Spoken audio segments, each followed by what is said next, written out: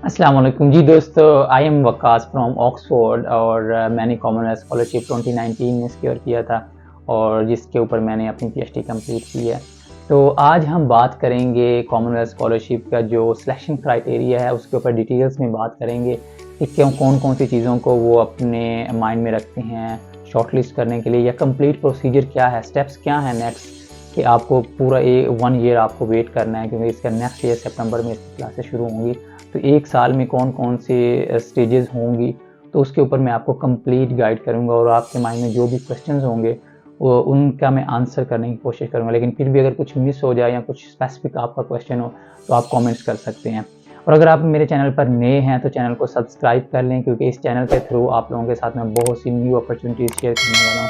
क्योंकि बहुत से लोग जो कॉमनवेल्थ में अप्लाई कर रहे थे, अनफॉर्चुनेटली कुछ डॉक्यूमेंट्स की वजह से वो एप्लीकेशन सबमिट नहीं कर सके इन टाइम, तो इसलिए वो मिस कर दिया। तो इसलिए जो अदर जिस तरह अब share scholarship next month open हो रहे हैं मास्टर्स के लिए, उसके ऊपर मैं आप लोगों को गाइड करूंगा। इसके अलावा पीएचडीज़ के लिए काफ़ी अपॉर्चुनिटीज़ ओपन हो गई हैं। ये नवंबर और दिसंबर का जो मंथ है वो बहुत क्रूशियल है अगर आपने यूके में आना है फॉर फ्री एजुकेशन और for complete fully funded scholarship. तो आपने ये वाली वीडियो कंप्लीट देखनी है और इसके अलावा आपने चैनल को सब्सक्राइब कर लेना है और बेल आइकॉन को प्रेस कर देना है ताकि आपको अपडेट्स मिलती रहें जो भी नई मेरी वीडियो आए। तो चलते हैं आज की वीडियो की।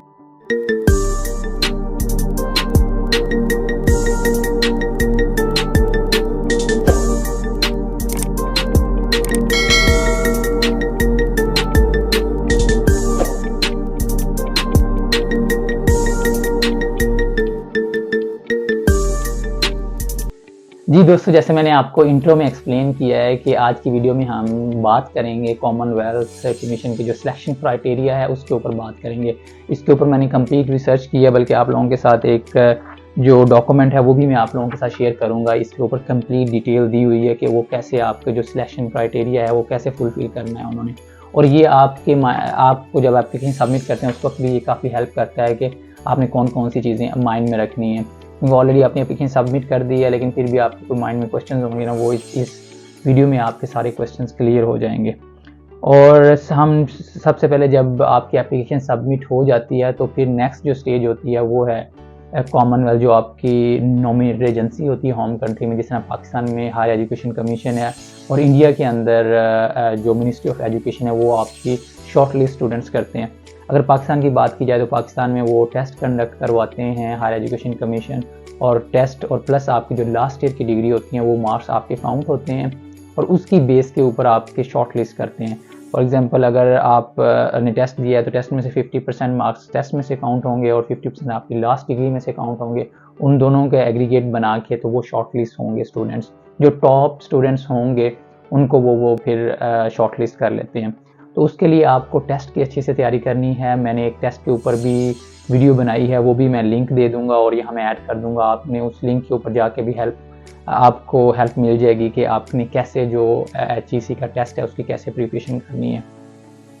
उसके अलावा जैसे ही आपकी शॉर्ट लिस्ट हायर एजुकेशन से आप शॉर्ट लिस्ट हो गई हैं, शॉर्ट लिस्ट होने के बाद जो भी टॉप स्टूडेंट्स होंगे उनकी एप्लीकेशन फिर वो यूके में आ जाएगी। अच्छा, तो अब आपकी नॉमिनेटेड एजेंसी ने आपको शॉर्ट लिस्ट कर लिया है आप मेरिट के ऊपर, और आप सपोज कर लें कि आप टॉप लिस्ट में आ गए हैं, तो वो जो टॉप स्टूडेंट्स होंगे उनकी एप्लीकेशन अब कॉमनवेल्थ के पास आ गई है।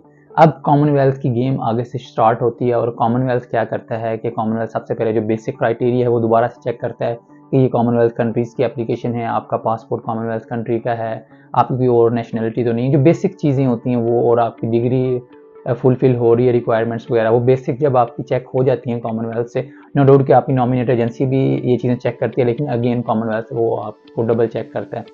जब आपकी ये बेसिक्स चेक हो जाती हैं तो फिर कॉमनवेल्थ कमीशन ने आप जो कुछ जो लोग हायर किए होते हैं पूरे यूके के अंदर डिफरेंट यूनिवर्सिटीज़ से, जो प्रोफेसर सेलेक्ट किए होते हैं, उन प्रोफेसर्स को आपकी एप्लीकेशन वो सेंड कर देते हैं। इसी वजह से उनको टाइम चाहिए होता है कि दिसंबर में आपकी एप्लीकेशन शॉर्ट लिस्ट हो जाएगी। ये टाइम भी आपने नोट कर लेना है कि दिसंबर से आपकी जो नॉमिनेटेड एजेंसी है वो शॉर्ट लिस्ट करके आपकी एप्लीकेशन यूके में भेज देती है। फिर जनवरी से मार्च तक का जो टाइम होता है ये 3 मंथ का, इसमें जो आपकी कमीशन कॉमनवेल्थ कमीशन है वो आपकी एप्लीकेशन जो है वो आपके जो फील्ड के एक्सपर्ट्स हैं, फॉर एग्जांपल अगर आपने इंजीनियरिंग में पीएचडी के लिए अप्लाई किया या मास्टर किया, तो वो इंजीनियरिंग के जो प्रोफेसर होंगे उनकी लिस्ट में वो उनको आपकी एप्लीकेशन फॉरवर्ड कर देते हैं। इसी तरह बायोसाइंसेज वाले, बायोसाइंसेज के जो प्रोफेसर्स हैं यूके के अंदर, उनको आपकी एप्लीकेशन फॉरवर्ड हो जाती है। अब आपकी एप्लीकेशन आपके जो फील्ड में स्पेशलिस्ट लोग हैं उनके पास आ जाती है, और उनके पास एक क्वेश्चन का पूरी प्रोफाइल भी होती है कि ये क्वेश्चंस आप उन्होंने आंसर करना होता है उन क्वेश्चंस का। फॉर एग्जांपल वो आपकी एप्लीकेशन देखते हैं, उस एप्लीकेशन के अंदर सबसे पहले आपका जो है वो एकेडमिक बैकग्राउंड देखा जाता है। अगर आपका हाईएस्ट लास्ट डिग्री में सीजीपी हाईएस्ट है, आपने कुछ अच्छी उसमें स्कॉलरशिप लास्ट अपनी डिग्री में विन किया था, वो आपका काउंट होगा। और एक्स्ट्रा ऑर्डिनरी आपने कुछ एक्टिविटीज़ आपने एकेडमिक्स में की हैं वो काउंट होंगी, तो उसके मार्क्स वो डाल देते हैं कि अगर 10 में से 10, अगर आपने बहुत अच्छी है सीजीपी है 4/4 है, तो वो 10 में से 10 आपको मार्क्स दे देंगे। फिर आपका आ जाता है स्टडी प्लान। अगर आप मास्टर्स के लिए अप्लाई कर रहे हैं तो आपके स्टडी प्लान को भी मार्किंग होगी कि आपने कितना अच्छा स्टडी प्लान लिखा हुआ है, उसके भी 10 में से आपको मार्क्स मिल जाएंगे। फिर उसके अलावा अगर आपने पीएचडी के लिए अप्लाई किया हुआ है तो वो आपका जो रिसर्च प्रपोजल होगा उसकी मार्किंग होती है। वो रिसर्च प्रपोजल को अच्छे से रीड करते हैं, उसके ऊपर वो देखते हैं कि यार इसने बहुत अच्छा लिखा हुआ है, तो उसमें भी आपको अगर बहुत अच्छी उसकी राइटिंग है 9 या 10 नंबर उसमें से आपको मिल जाते हैं। और फिर आ जाता है डेवलपमेंट इम्पैक्ट, वो भी बहुत इंपॉर्टेंट है। वो चाहे आप मास्टर्स के लिए अप्लाई कर रहे हैं चाहे या आप पीएचडी के लिए अप्लाई कर रहे हैं, दोनों का वो जो डेवलपमेंट इम्पैक्ट है वो दोनों का काउंट होता है। उसके अंदर वो फिर दोबारा से मार्किंग आपकी करते हैं कि किस लेवल का आपने जो डेवलपमेंट इम्पैक्ट है वो लिखा है।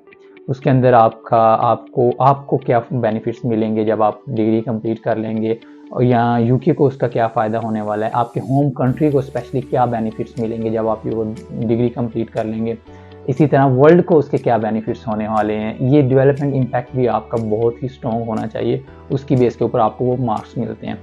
अब सारी जो आपकी शॉर्ट लिस्ट एप्लीकेशंस कर रहा होता है, बंदा रीड कर रहा होता है सारी एप्लीकेशंस को, वो जितने भी आपके जितना अच्छा लिखा होगा उतने अच्छे मार्क्स आपको मिल जाएंगे। वो मार्किंग जो है वो within 2 to 3 month back to commission के पास आ जाती है। जैसे या उन्होंने आपकी मार्किंग कर ली, असेसमेंट कर ली आपकी एप्लीकेशन, असेसमेंट के बाद जितने भी आपको मार्क्स मिलेंगे वो आपकी एप्लीकेशन दोबारा कॉमनवेल्थ कमीशन के पास आ जाती है। मार्च में उन्होंने वापस एप्लीकेशन भेजनी होती है कमीशन में, और कमीशन ने अब फाइनल डिसीजन लेना होता है। कमीशन क्या करता है कि आपकी नॉमिनेटेड एजेंसी ने जो स्टूडेंट्स ये मार्किंग दी है, प्लस जो उन्होंने अपने प्रोफेसर्स जो आप कमेटी में होते हैं उनकी जो मार्किंग होती है उनको दोनों मर्ज कर लेते हैं, फिर उनके एग्रीगेट मेरिट बनाते हैं। और यहाँ टोटली जो जितने भी कॉमनवेल्थ कंट्रीज़ हैं उनकी सबकी एप्लीकेशन आ जाती है। उसके बाद वो जो भी टॉप स्टूडेंट्स होते हैं उसके अंदर उनको वो फिर शॉर्ट लिस्ट कर देते हैं, और बेस्ड ऑन योर असेसमेंट के, जैसे ही वो प्रोफेसर्स की असेसमेंट्स आती हैं उस असेसमेंट्स के ऊपर जो टॉप स्टूडेंट्स होते हैं फिर उनको वो जो प्रोविजनली सिलेक्ट कर लेते हैं। जब आप प्रोविजनली सिलेक्ट हो जाते हैं, वो कमीशन डिसाइड कर लेता है कि ये स्टूडेंट्स सिलेक्ट करने हैं, तो उन स्टूडेंट्स को एंड ऑफ अप्रैल या अर्ली ऑफ मई आपको एक गुड न्यूज़ की ईमेल आ जाती है कि यू आर प्रोविजनली सिलेक्टेड।